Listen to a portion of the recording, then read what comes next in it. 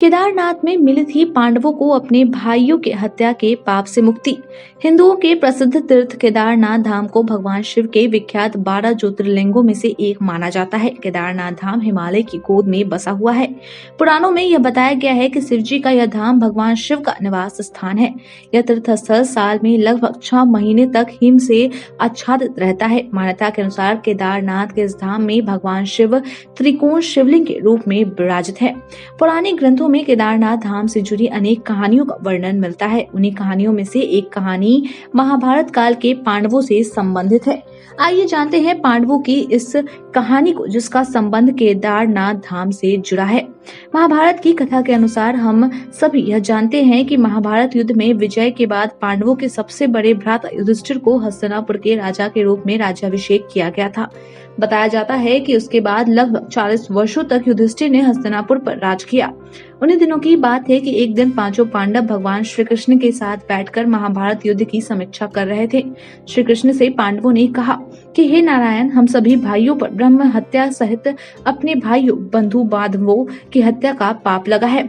हमें इस पाप से कैसे मुक्ति मिलेगी? पांडवों के ऐसा पूछने पर कृष्ण ने कहा कि यह सच है कि भले ही महाभारत युद्ध में तुम लोगों को विजय मिली है, लेकिन फिर भी तुम सभी पांडव गुरु अपने बंधु बांधवों को मारने के कारण पाप के भागी बन गए हो। इन पापों के प्रायश्चित के बिना तुम लोगों को मुक्ति मिलना संभव नहीं है, परंतु तुम लोगों को इन पापों से मुक्ति केवल महादेव शिव ही दिला सकते हैं। इसलिए मेरी तुम लोगों को सलाह है कि तुम लोग महादेव की शरण में जाओ। यह सब कहने के बाद श्री कृष्ण अपनी नगरी द्वारका को लौट गए। श्री कृष्ण के द्वारका चले जाने के बाद पांडव अपनी पापों को लेकर चिंता में रहने लगे और यह सोचने लगे कि कब वह मौका आए कि राजपाट छोड़कर शिव जी की शरण ग्रहण की जाए। उन्हीं दिनों की बात है कि वासुदेव भगवान श्री कृष्ण ने अपना शरीर त्याग करके अपने परम धाम वापस चले गए। यह सुनकर पांडवों के मन में वैराग्य उत्पन्न हो गया। वे सोचने लगे कि अब इस धरती पर रहना ठीक नहीं है। पांडवों के बंधु बांधव गुरु सखा सभी तो पहले ही युद्ध भूमि में साथ छोड़ चुके थे।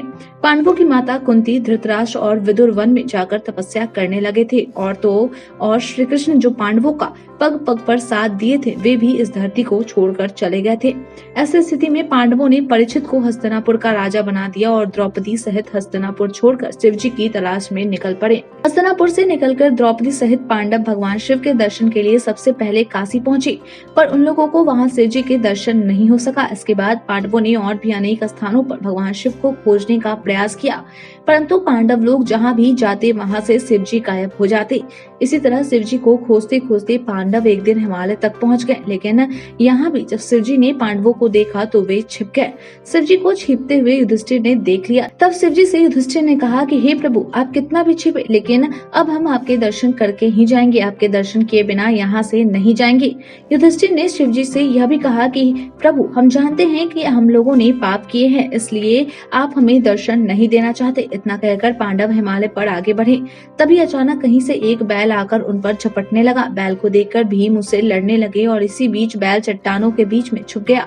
तब भीम ने उसकी पूंछ देकर उसे पकड़कर खींचने लगे। भीम के ऐसा करने पर उस बैल का धड़ सर से अलग हो गया और वह धड़ शिवलिंग में परिवर्तित हो गया और कुछ देर बाद उस शिवलिंग में से भगवान शिव प्रकट हो गए और तब भगवान शिव ने पांडवों के समस्त पापों को नाश कर दिया। कहा जाता है कि आज भी इस घटना के प्रमाण केदारनाथ में मौजूद है। जब शिवजी ने पांडवों को दर्शन दे दिए तो सभी ने उन्हें प्रणाम किया। तब शिवजी ने सभी पांडवों को स्वर्ग जाने का मार्ग बताकर अंतर्धान हो गए। शिवजी के अंतर्धान होने के बाद पांडवों ने उस शिवलिंग की पूजा की और आपको बता दूं कि यही शिवलिंग आज केदारनाथ धाम के नाम से दुनिया में प्रसिद्ध है। केदारनाथ धाम की एक खास बात यह भी है कि स्वयं भगवान शंकर ने ही पांडवों को स्वर्ग जाने का रास्ता यहीं पर बताया था। अतः हिंदू धर्म में केदारनाथ धाम को मुक्ति स्थल की मान्यता मिली हुई है। ऐसा माना जाता है कि यदि कोई व्यक्ति केदारनाथ जाने का संकल्प लेकर निकले और उसकी मृत्यु हो जाए तो उस जीवात्मा का पुनर्जन्म नहीं होता। आज के लिए इतना ही। धन्यवाद।